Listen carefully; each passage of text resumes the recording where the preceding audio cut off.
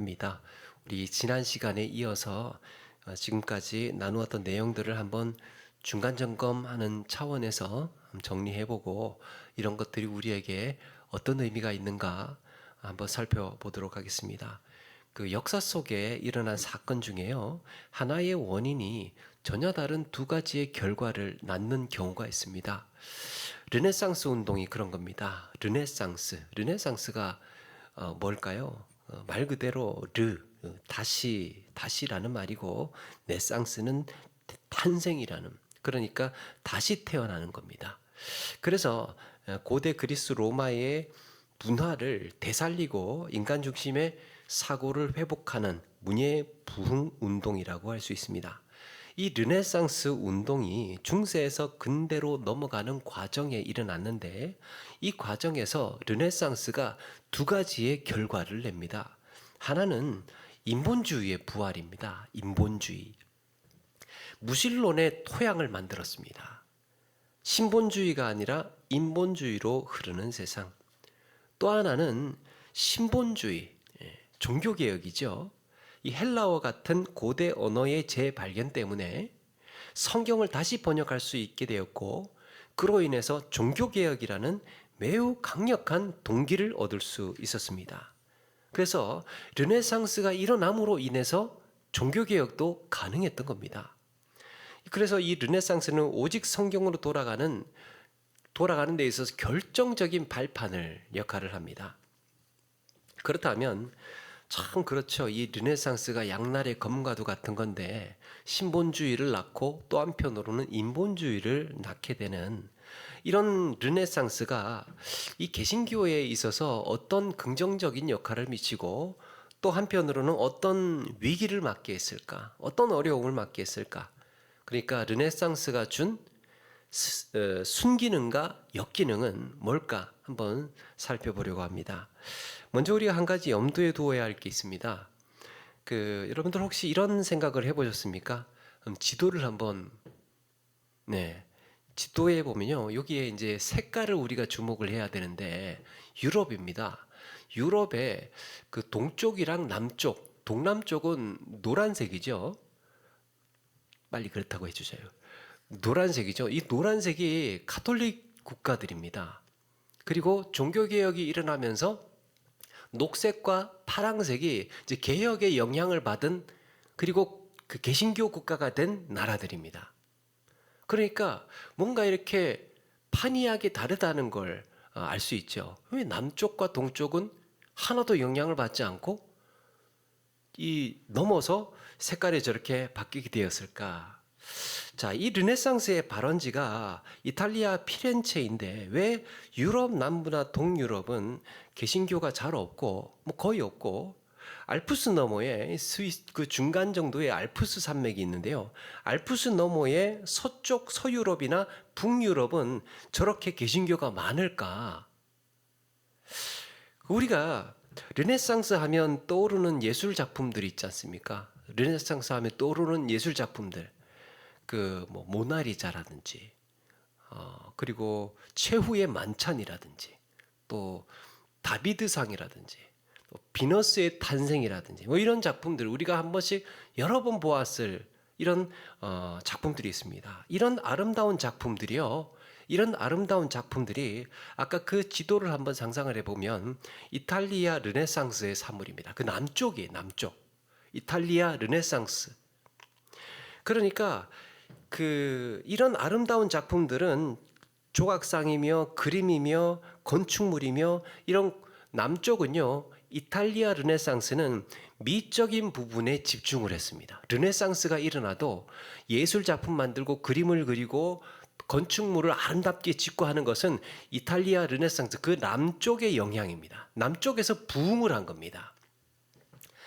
그런데 그 알프스 북쪽으로 넘어가게 되면 전혀 다른 양상의 르네상스가 펼쳐지는데, 이걸 북부 르네상스라고 부릅니다. 북부 르네상스. 그 네덜란드를 중심으로 해서 일어났던 북부 르네상스라고 하는데, 독일, 네덜란드, 프랑스, 영국 이런 나라들입니다. 이 북부 르네상스의 주요 관심사가 뭐냐? 북부 르네상스의 주요 관심사는요, 고대 문헌이에요. 고대 문헌. 텍스트.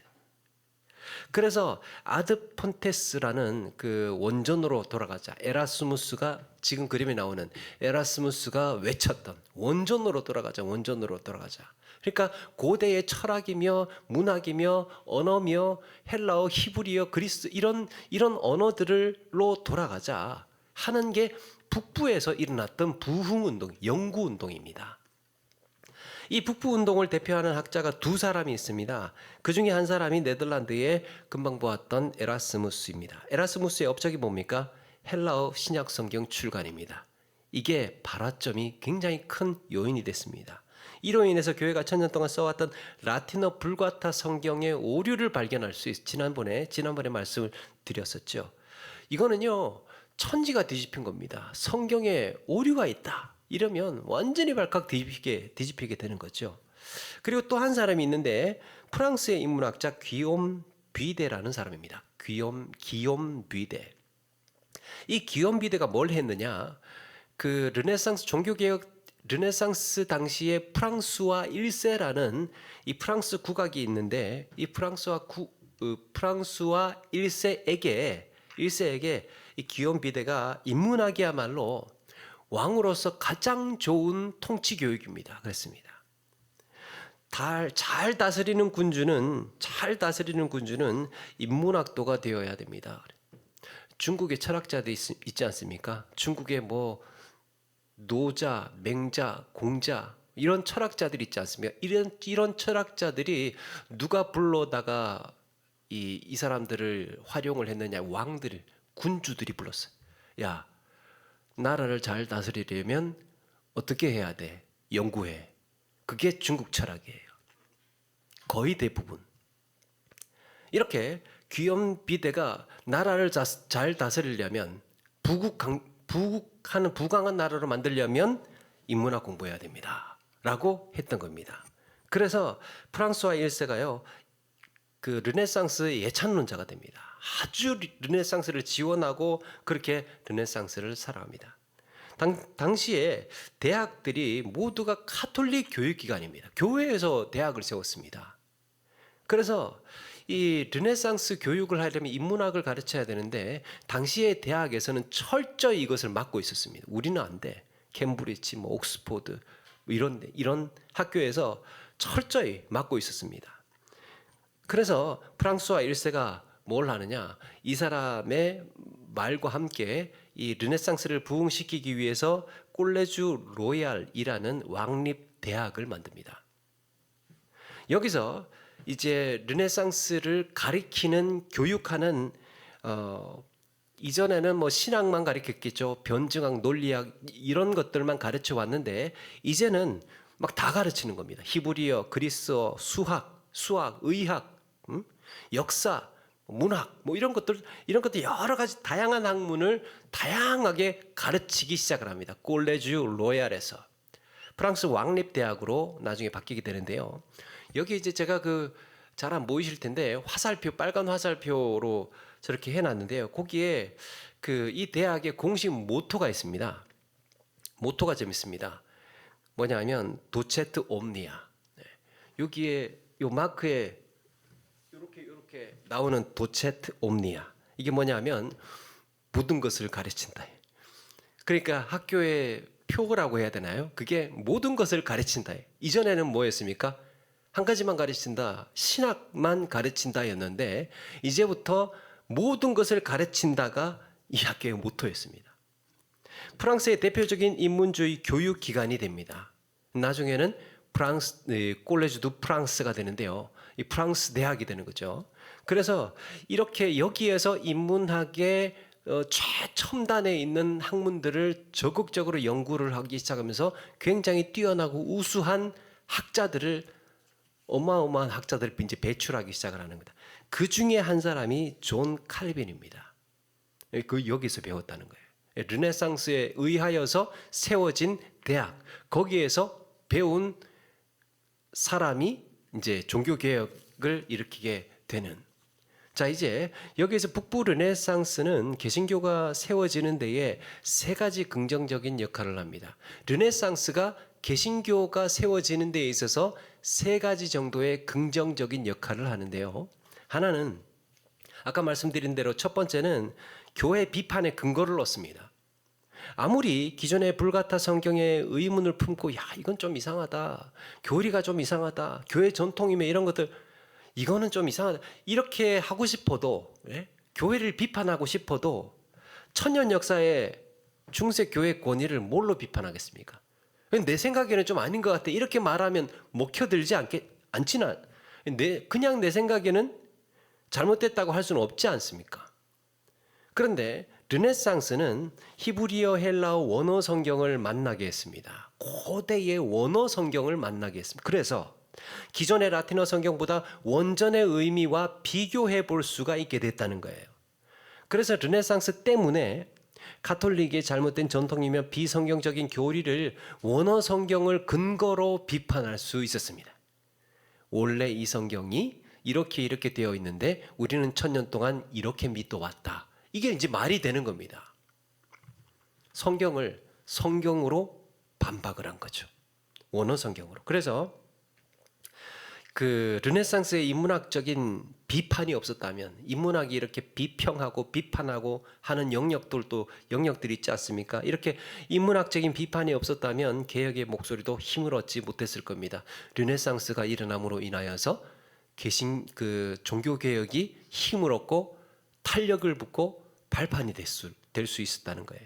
교회를 비판할 수 있는 근거가 생겼다.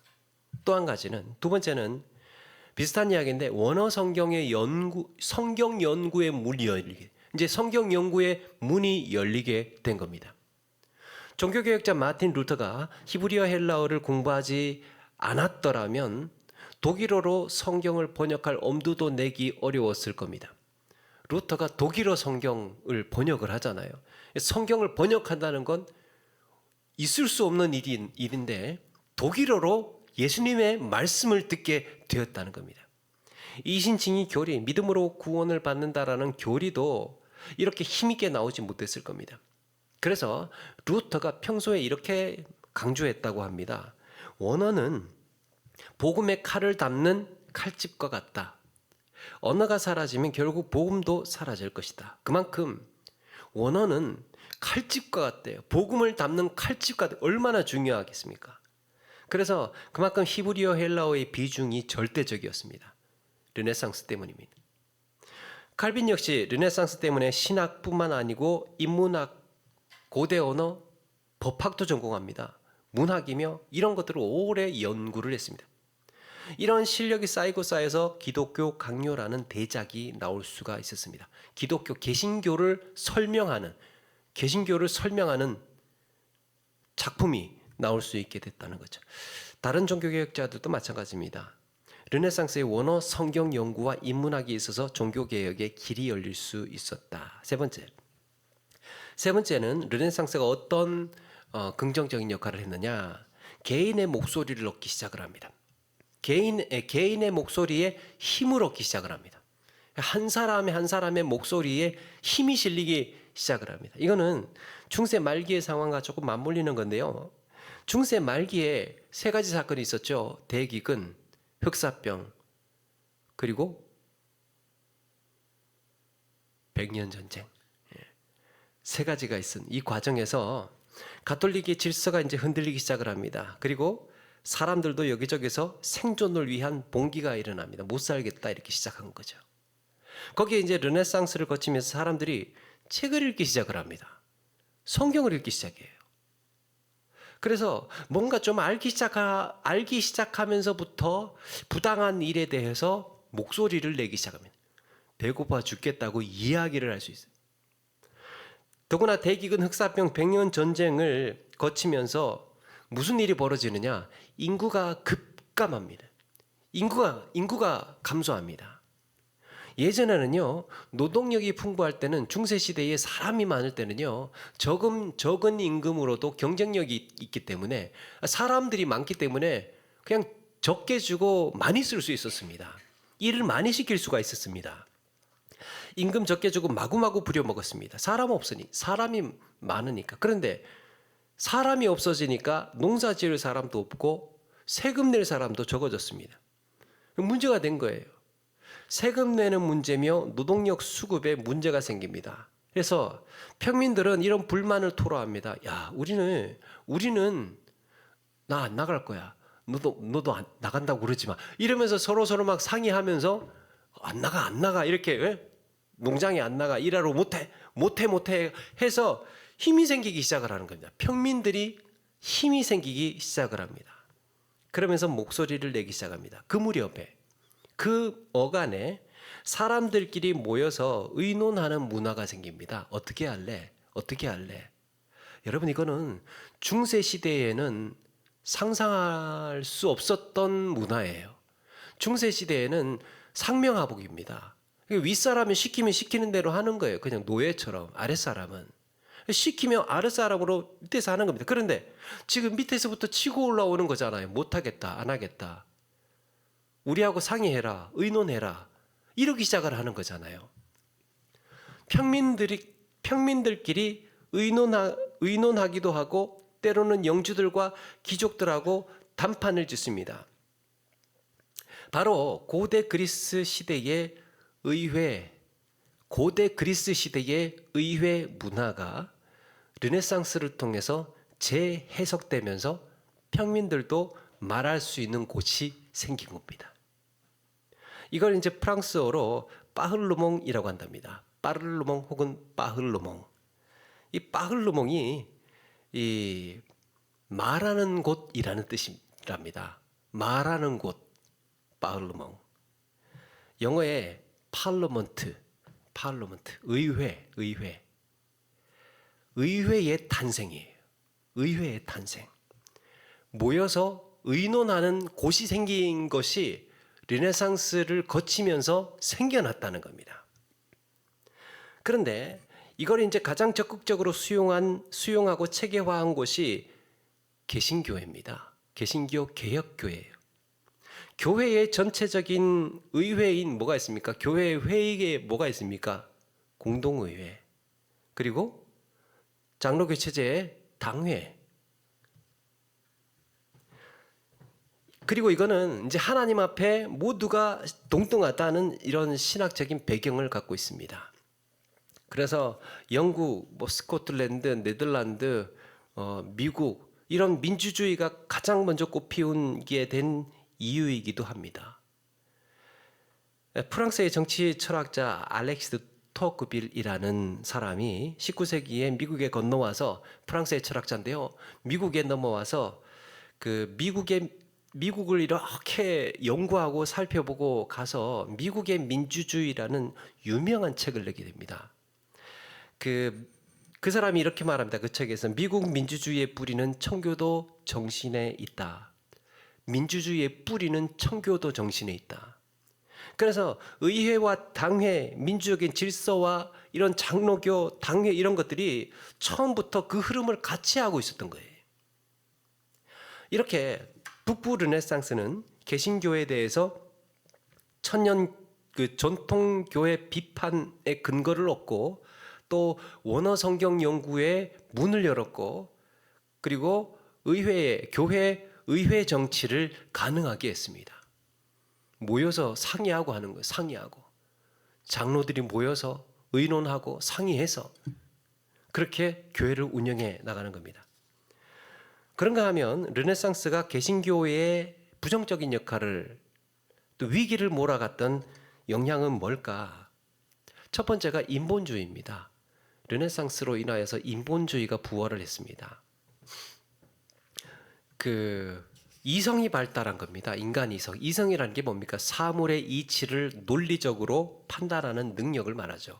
그래서 이치를 사람이 내가 판단하고 내가 선택을 하는 겁니다. 이성이. 그래서 인간의 자유의지를 과도하게 신뢰하게 생각합니다. 내 의지, 내가 맞다고 생각하는 것, 내가 하려고 하는 것, 그게 옳은 것이라고 하는 그런 자유의지가 굉장히 신뢰를 하게 됩니다. 다시 말해서 이 말은 무슨 말이냐 하면, 자유의지가 강하면 강해질수록 어떤 일이 벌어지느냐 하면 하나님에 대한 비중이 약해집니다.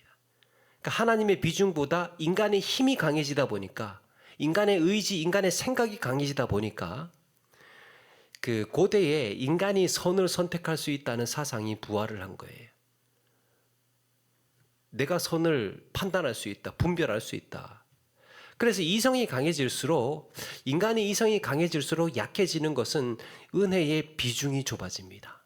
은혜의 비중. 그리고 내가 잘해서 그런 줄 알아요. 내가 힘이 있고 내가 잘해서 내가 능력이 있어서, 이런 의식이 근대의 르네상스를 거치면서 확 일어나기 시작을 한 겁니다. 감사할 이유도 적어집니다. 하나님 은혜라는 것이 설 자리를 잃어가게 됩니다. 말 그대로 인간이 근본이고 중심이 된 세상이 열린 거죠. 그걸 인본주의라고 하잖아요. 두 번째, 개인주의와 종교 분열입니다. 그 중세까지만 해도 개인은 공동체의 일부분이었습니다. 그러니까 한 민족의 일부분, 또 한 큰 나라의 일부분, 공동체의 일부분입니다. 그런데 르네상스를 거치면서 내가 직접 성경을 읽게 되었다 하는 긍정적인 면도 있지만, 한편으로는 내 해석이 맞고 네 해석이 틀렸다 하는 분열의 씨앗을 낳습니다. 내가 읽으니까 안 그런 것 같은데, 내가 해석해보니까 그게 아닌 것 같은데, 그럼 어떻게 됩니까? 갈라서야죠. 그게 종교개혁이 일어나고 난 다음에, 르네상스가 일어나고 난 다음에 일어났던 일이에요. 가톨릭은 분열하지 않아요. 가톨릭은 분열하지 않잖아요. 하나잖아요, 지금까지. 그런데 개신교는 깨어나고 원전으로 돌아갔고, 또 서로 의논해서 모두가 평등하게 서로 의논해서 할 수 있는 이런 구조, 이런 체제가 되었지만, 한편으로는 이면으로는 분열의 씨앗을 낳게 되었다는 겁니다. 좋은 게 있으면 다 좋은 게 아닌 것 같아요. 이렇게 좋은 걸 얻었으면 또 한편으로는 이런 또 약점, 이런 또 부족한 면, 아쉬운 면, 이런 것들도 같이 지금 드러나고 있는 겁니다. 그래서 개신교 안에서요, 성경 해석이 다르면 교파가 갈라지고 교단이 나뉘게 되잖아요. 르네상스 개인주의의 영향입니다. 르네상스의 영향이에요. 세 번째는 교회의 세속화입니다. 교회가 세속화됐어요. 르네상스를 통해서. 고대의 원어도 섭렵하게 되고, 인문학의 혜택을 통해서 막 개신교를 세우는 데에 정말 큰 발판이 되고 좋은 영향을 받았지만, 한편으로는 인문학은 성경이 아니잖아요. 고대 문헌이 그런 성경이 아니잖아요. 다른 이야기들도 하고 있는 어마어마한 많은 문학 작품들이 있는데, 막 다른 사상들이 생겨나는 거예요. 다른 사상들이 생겨나다 보니까 하나님이 없다는 주장을 할 수 있는 도구로 쓰이게 된 겁니다, 인문학이. 하나님을 증명하는 도구로도 쓰였지만, 한편으로는 하나님이 없다라는 도구로도 쓰이게 된 겁니다, 인문학이. 그래서 르네상스는 종교개혁을 할 수 있는 중요한 근거인 동시에 탈기독교, 무신론, 또 더 나아가서는 진화론, 이런 길도 이제 열어주었습니다. 처음에는 가톨릭을 비판하는 데 쓰였던 인문학이 나중에는 교회 자체를 부정하고 하나님을 부정하는 데 쓰이는 사상으로 변질된 겁니다. 양갈래로. 그러면 이제 우리는 어떻게 해야 할까? 오늘 말씀에 이렇게 가르쳐주고 있습니다. 지혜 있는 자가 어디 있느냐? 선비가 어디 있느냐? 이 세대의 변론가가 어디 있느냐? 하나님께서 이 세상의 지혜를 미련하게 하신 것이 아니냐? 하나님의 지혜에 있어서는 이 세상의 자기 지혜로 하나님을 알지 못하므로 하나님께서 전도에 미련한 것으로 믿는 자들을 구원하시기를 기뻐하셨도다.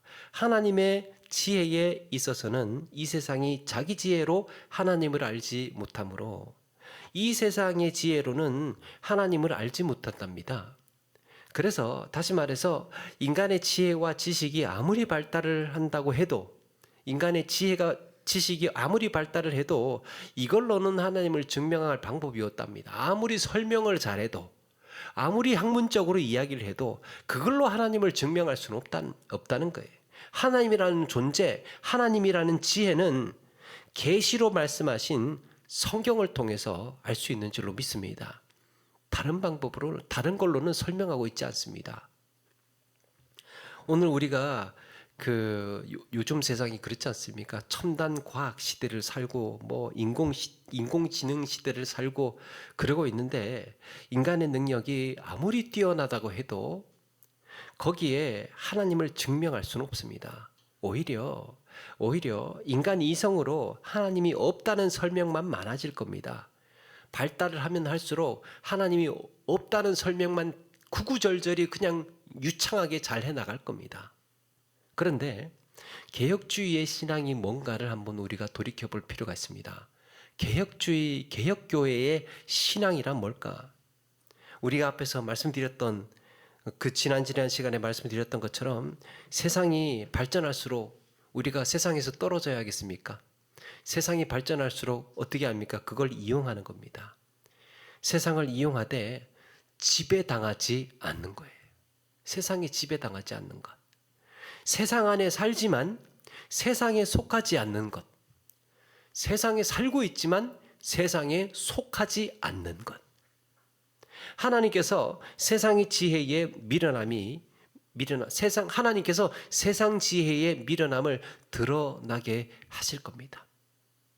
그래서 우리가요, 이런 걸 스스로 한번 물어보아야 합니다. 어쩌면 나도 모르는 사이에 교회 안에 들어온, 또 우리 일상에 스며들어온, 또 혹은 내 마음에, 내 생각에, 내 가치관에 스며들어온 인본주의 신앙, 인간이 근본이 되어 있는, 하나님을 믿기는 믿지만 묘하게 섞여 있는 인본적인 신앙, 우리 스스로 한번 점검하고 물어볼 필요가 있다는 거죠. 나 중심의 신앙관을 갖고 있는 것은 아닌가? 내가 중심이 된 신앙. 또 개인주의적인 신앙으로 그런 겁니다. 개인주의적인 신앙이 어떤 겁니까? 내가 맞고 당신 틀리다예요. 나는 맞고 당신 틀리다고 주장하는 겁니다. 그러니까 싸우고 갈등하고 나뉘는 거죠. 화합이 될 수가 없습니다. 나도 알 만큼 알고. 이러니까 서로 갈라서고 나누는 겁니다. 개인주의적인 신앙이. 나름대로는 다 잘난. 그래서 나눔이라는, 갈라섬이라는 이런 분열을 초래하는 것은 아닌가. 내 신앙의 이유와 목적이, 세 번째는 내 신앙의 이유와 목적이 세상의 성공에 있고 출세에 있고 어쨌든 풍족하게 사는 그런 세속적인 신앙이 아닌가. 이런 것들도. 내가 왜 신앙생활을 하고 있지라고 했을 때 이 세상에서 그래도 잘 살아야지. 신앙 이용해서, 말씀 이용해서, 하나님 이용해서 성공해야지, 부자 돼야지, 출세해야지. 그게 목적입니다. 그게 뭡니까? 세속적인 신앙입니다. 나의 신앙에 묘하게 섞여 있는 종교개혁 이후에 교회 안에 들어온 인본주의적인, 개인주의적인, 세속적인 신앙이 우리 안에 알게 모르게 섞여 있는 것. 이거 우리 스스로에게 물어보고 분별할 수 있어야 한다는 겁니다. 그래서 막 성공 못하면 막 시험 들고 막, 출세 못하면, 내 기도 들어주지 않으면 우리 신앙 막 위축되고, 하나님 내 기도 안 들어주셨어. 이렇게 내가 시험 들고 넘어지고 그런 게 아니잖아요. 여러분, 그날 종교개혁가들이 외쳤던 것처럼 우리 이런 신앙생활을 해나가야 된다 그러면서 목숨 걸고 가톨릭 교회를 뛰쳐나왔을 때의 그 음성을 우리가 다시 한번 들어야 하지 않겠습니까? 그래서 다른 것 아니고 정말 하나님의 영광, 오직 하나님의 영광을 위한 삶이 내가 가장 큰 이유가 되고, 내가 그래도 출세해야지, 성공해야지, 승리해야지, 이겨야지, 내 직급이 높아져야지, 명예가 올라가야지, 그게 아니고 하나님이 내 삶을 통해서 드러나야지, 하나님이 빛나야지, 이런 것이 우리가 신앙생활하는 가장 큰 이유가 되고, 나 중심의 인본주의적인 신앙이 아니고 하나님 중심의 신본주의적인 신앙, 하나님이 내 삶의 기반이고 나의 근거가 된다는 그런 신앙의 고백이 있어야 할 줄로 믿습니다. 하나님께 영광이 되고 신본주의적인 신앙생활, 그리고 나의 주장, 나의 옳음보다 더 큰 가치가 있죠. 내 주장을 관철시키는 것보다 더 큰 가치가 뭔지 아십니까? 내가 옳다고, 내가 맞다고, 또 내가 맞다고 이렇게 관철시키는 것보다 더 큰 가치가 뭐겠습니까? 화목하는 겁니다. 화목하는 거. 갈라서지 않는 겁니다. 싸우지 않는 겁니다. 갈등하지 않는 겁니다.